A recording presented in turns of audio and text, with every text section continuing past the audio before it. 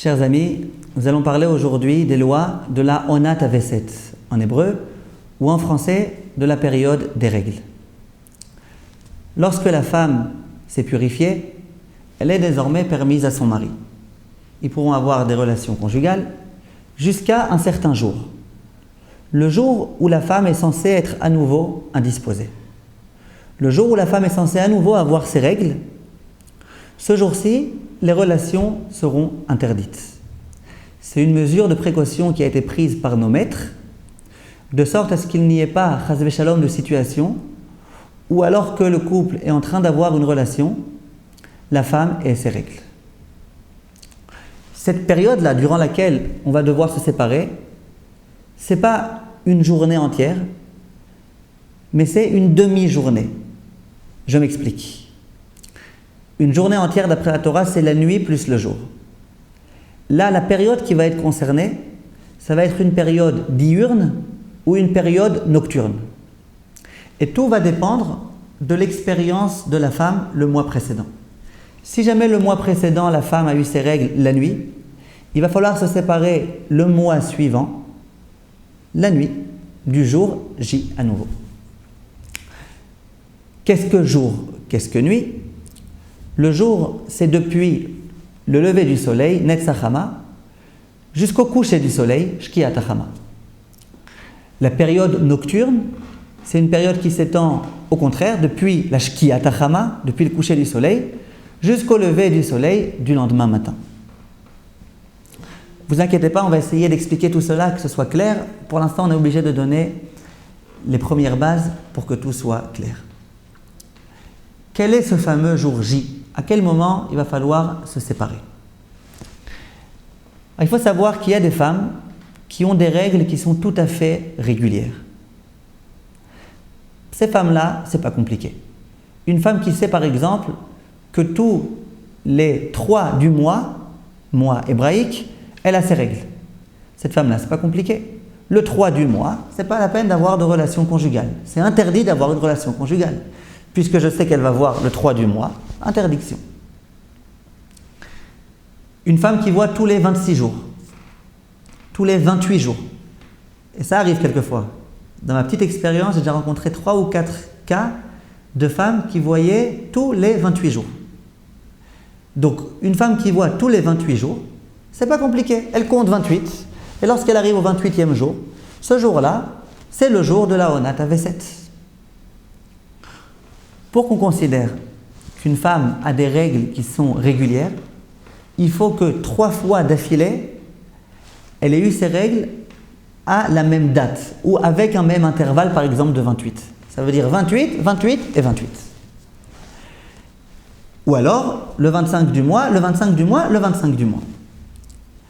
Et à nouveau, si une fois elle a vu le 25 du mois la nuit, une fois elle a vu le 25 du mois jour, l'autre fois elle a vu le 25 du mois nuit, ça ne s'appelle pas du tout avoir des règles régulières.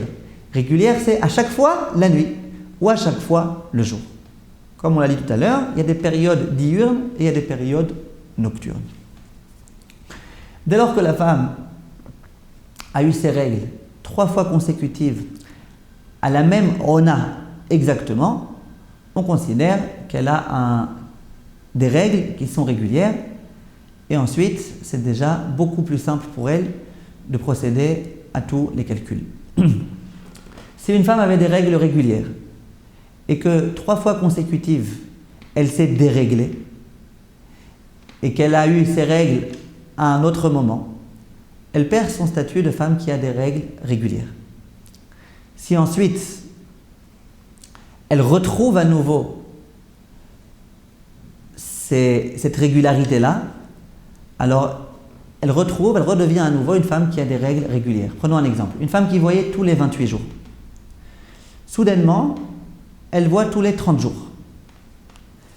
Cette femme-là, elle a des règles régulières désormais, au bout de 3 fois où elle aura vu tous les 30 jours. Simplement, elle aura complètement perdu son statut de régulière à 28 et elle aura à présent un statut de régulière tous les 30 jours. Si une femme avait des règles régulières tous les 28 jours et qu'ensuite elle voit une fois 29, une fois 30, une fois 27, une fois 28, cette femme-là, on considère qu'elle n'a plus de règles régulières.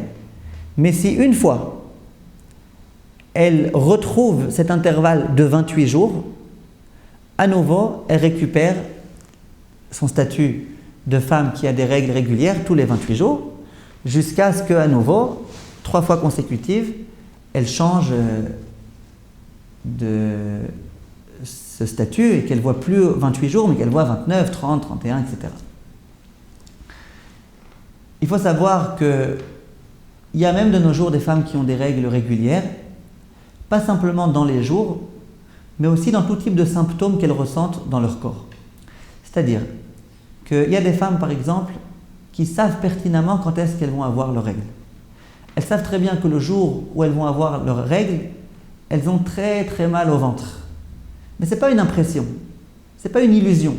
Elles savent vraiment qu'elles ont mal à un endroit précis de leur ventre. Elles savent très bien qu'à chaque fois qu'elles ont leurs règles, le jour même, elles ont ce type de maux de ventre. Cette femme-là, si effectivement à chaque fois ça se présente de la même façon, avec le même type de douleur, elle a désormais un statut de femme qui a des règles régulières. Et cette femme-là, quand est-ce qu'elle aura besoin de se séparer de son mari en vue des prochaines règles? Le jour où elle aura mal au ventre. Il y en a qui ont mal au ventre, il y en a qui ont mal ailleurs, il y en a qui ont tout type d'autres sensations. Dans tous les cas, ce que je conseille personnellement, c'est qu'une femme qui sache, je reprends.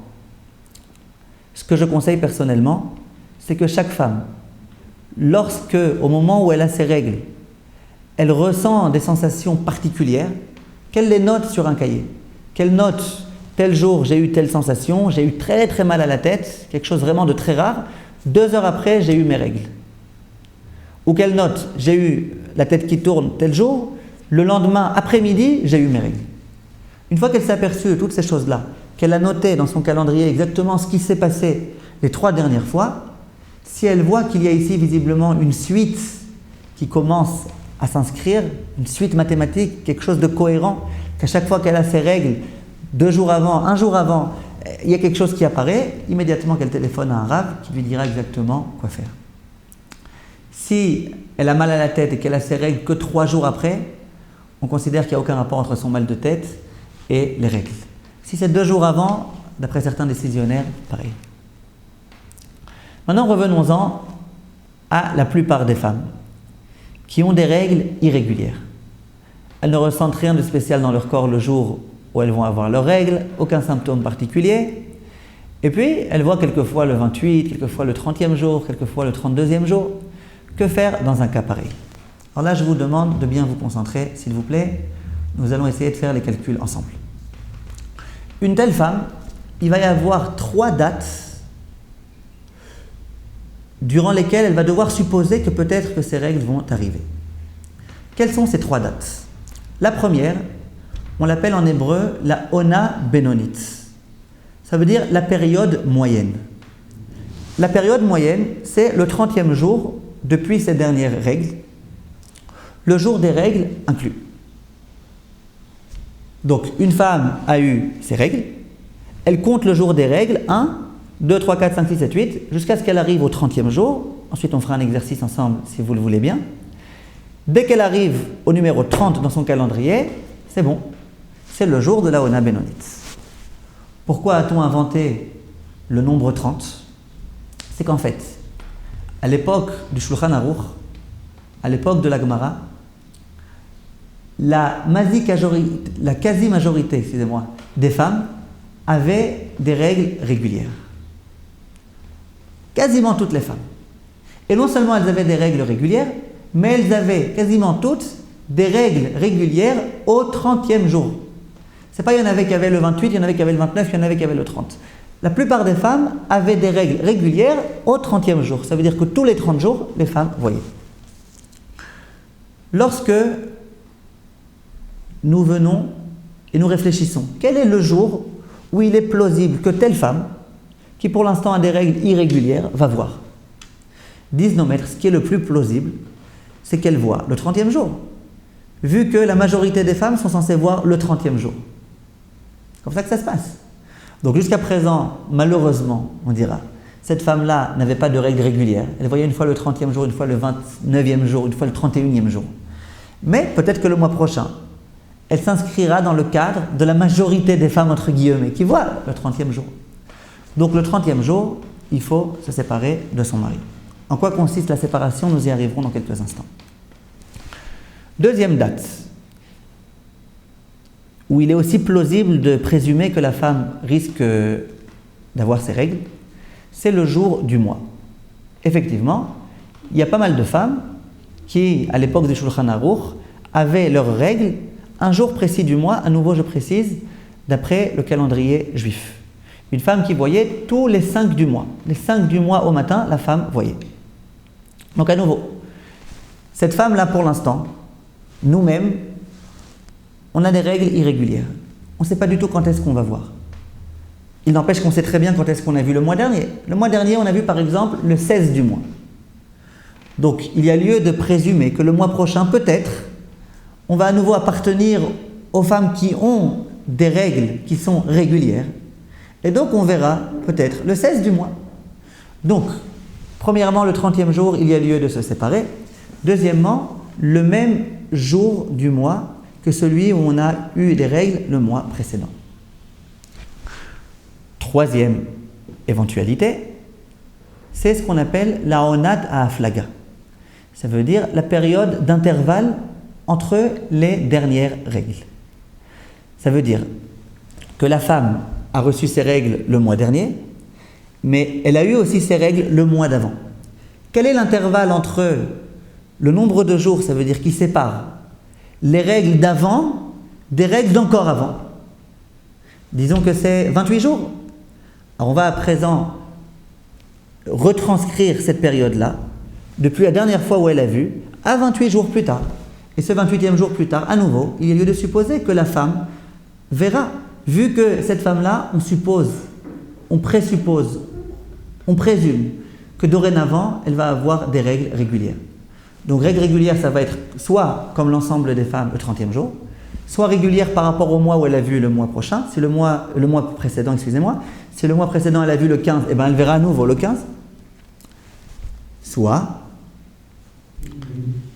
un intervalle, que si la dernière fois qu'elle a vu c'était à un intervalle de 28 jours, et bien à nouveau, le prochain intervalle sera égal. Prenons un exemple.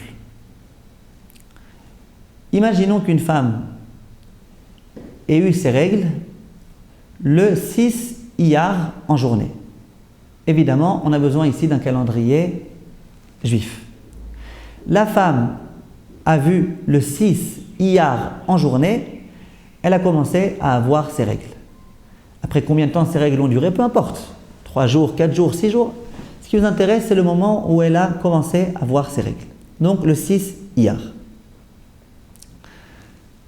Maintenant, cette femme-là n'a pas de règles régulières. Il va donc falloir procéder au calcul. Pour procéder au calcul de ces 3 dates, de ces 3 onotes, de ces 3 périodes où il va falloir se séparer, si vous m'avez bien compris, il nous manque encore une donnée pour pouvoir résoudre cette équation. Quelle est la donnée? C'est quand est-ce qu'elle a vu la fois d'avant, au mois de Nissan. À quel moment elle a eu ses règles? Alors je vous le dis, le mois d'avant, elle a eu ses règles le 9 Nissan. Donc, le mois d'avant, elle a eu le 9 Nissan, elle s'est purifiée, elle a été au mikvé, elle a retrouvé son mari. Ensuite, au mois de Iyar, le 6 Iyar, elle a eu ses règles en journée. Alors, quelles vont être les dates de séparation du mois prochain, c'est-à-dire du mois de Sivan? Alors, je vous laisse faire le calcul quelques instants. Il va falloir calculer le 30e jour. Il va falloir calculer le jour du mois. Et il va falloir calculer l'intervalle entre le 9 Nissan et le 6 Iyar. Alors prenons un exemple. Imaginez qu'une femme a eu ses règles le mercredi 9 Nissan. Au mois de Nissan, le 9 Nissan, elle a eu ses règles. Le mois d'après, elle a eu ses règles le 6 Iyar. Ça tombe un mardi. dans l'année Tafshin Aïn Gimel, ça tombe un mardi. Donc mardi 6 Iyar en journée, la femme a eu ses règles. La question qu'elle se pose, c'est le mois de Sivan, le mois d'après. À quel moment va-t-il falloir se séparer? Quelles sont les dates? Il s'agit d'une femme qui a des règles irrégulières et donc il va falloir procéder au calcul des 3 périodes de séparation. Alors, je vous laisse quelques instants, si vous le voulez bien, pour procéder au calcul. Si vous voulez, vous pouvez appuyer sur stop et le faire, comme ça on peut continuer. Alors, premièrement, le jour le plus simple à calculer, c'est le jour du mois. Il ne faut pas être idiot, c'est très simple. Si au mois de Iyar, elle a vu le 6 du mois, au mois de Sivan, il faudra se séparer le 6 du mois. Ça, c'est vraiment la chose la plus simple. Donc, première chose, ça va être le 6 du mois. On a dit qu'en Iyar, elle a vu en journée. Donc, le 6 Iyar en journée, il faudra se séparer. En quoi consiste la séparation? Nous y arriverons. Ensuite, le 30e jour, la Ona Benonite, la période moyenne. Quand est-ce que ça tombe? Donc, il faut calculer. Depuis le 6 Iyar, comptez 30 jours. Le 6 Iyar inclus. Ça va nous amener, là aussi, au 6 Sivan. Donc le 6 Sivan, il va falloir se séparer à double titre. Aussi bien parce que c'est la Ona Benonite, c'est le 30e jour, et aussi bien parce que c'est le jour du mois. Vous allez me dire, c'est curieux. À quoi ça sert de donner 2 dates alors qu'en fait ça revient au même? Réponse, ça dépend beaucoup de chaque mois. Il y a des mois qui sont complets, des mois de 30 jours, et il y a des mois qui ne le sont pas, c'est des mois de 29 jours. Lorsque, comme dans ce cas précis, le mois est un mois de 29 jours, le mois de Iyar, lorsqu'on va calculer 30, ça va arriver exactement le même jour que le jour du mois, c'est-à-dire le 6 Sivan.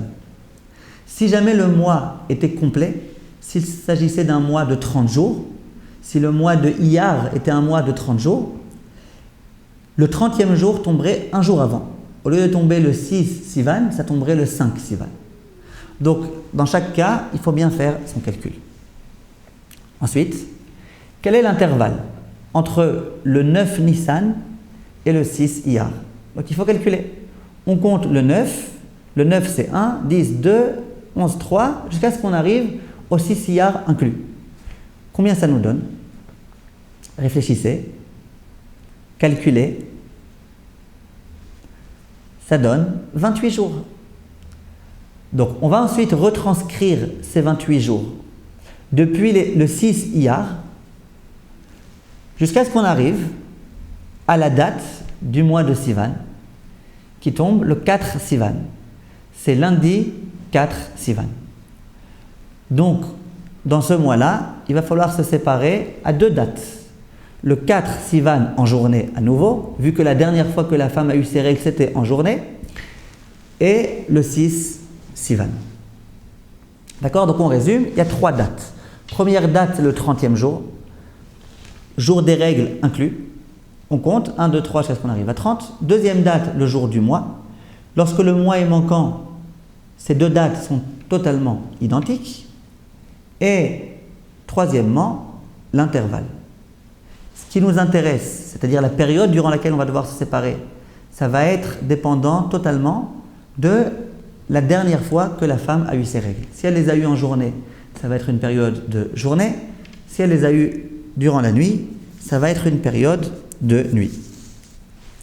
Il faut savoir qu'il y a un de nos grands maîtres qui s'appelait le Or Zaroua, qui a dit que durant ces périodes-là, il ne faut pas simplement se séparer la période dite, c'est-à-dire du jour ou de la nuit, mais il faut anticiper une période avant. Une femme, par exemple, qui le mois précédent a vu en journée, donc elle a vu en journée, d'après la halakha stricte, quand est-ce qu'elle va devoir se séparer le mois prochain, aux 3 dates? En journée. Dit le Or Zaroua, c'est vrai, mais il faut quand même rajouter la nuit d'avant. Donc, ce couple devra se séparer le jour d'après la halakha stricte, et en plus de ça, la nuit d'après le Or Zaroua. Le grand décisionnaire des Sfaradim, le Bet Yosef, écrit que cette halakha, la du Or Zaroua, n'est pas vraiment fondée. Et donc, ils ne conseillent pas nécessairement de l'adopter. En pratique, la coutume des Ashkenazim est d'essayer de se conformer au Or Zarwa, et donc d'interdire déjà la période d'avant. Et les Sfaradim, eux, se montrent déjà beaucoup moins stricts à ce sujet. Le Ben Ishraï écrit qu'il vaut mieux essayer, surtout de nos jours, où on est complètement déréglé, il vaut mieux essayer d'anticiper un peu avant pour éviter les problèmes. Et le Rav Wosner d'ailleurs de dire que la plupart des cas où des personnes lui ont téléphoné et lui ont exposé le fait que en pleine relation conjugale, il y a du sang qui a commencé à couler, c'était dû à des personnes qui ont eu une relation pendant cette période du Or Zarwa. Étant donné que vraiment les règles sont imminentes, il ne faut mieux pas rentrer dans les problèmes. Donc les Ashkenazim, eux, ont la coutume d'interdire. Les Sfaradim, eux, ils essayent dans la mesure du possible, s'ils n'ont pas un intérêt précis à se retrouver ce soir-là ou ce jour-là, d'éviter. Et si jamais ils ont un intérêt, qu'ils veulent se retrouver ce jour-là, ou qu'ils savent que cette khumra-là risque de les conduire à des choses bien pires, ils peuvent tout à fait autoriser d'être ensemble. Ensuite, il faut savoir qu'un certain nombre d'Ashkenazim, lorsqu'ils font le calcul du 30e jour de la Ona Benonite, ils rajoutent aussi le 31e jour. Pourquoi? Ça serait une longue histoire à vous expliquer. En tous les cas, pour les Ashkenazim, c'est 30 et 31. Après les Sfaradim, c'est que 30. Ça veut dire qu'il n'y a que 3 dates, il n'y en a pas 4.